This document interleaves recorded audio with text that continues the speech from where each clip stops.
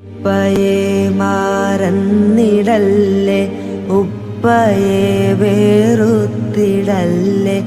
ഉപ്പ നമ്മുടെ ജീവിതത്തിൻ കെടാവിളക്കല്ലേ. നമ്മൾ ആ വെളിച്ചം കണ്ട് ലക്ഷ്യം കണ്ടവരല്ലേ.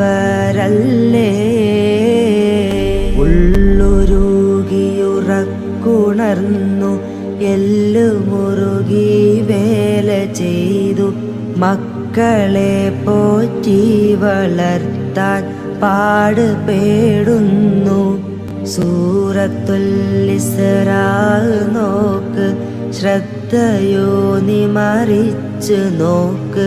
വാഖളാ മുതൽ സഗീറ വരെയും വായിക്ക്. എങ്കിൽ കടമകൾ അതിലുണ്ട് പുൽകാൻ ഗൗരവം ഓർക്ക്.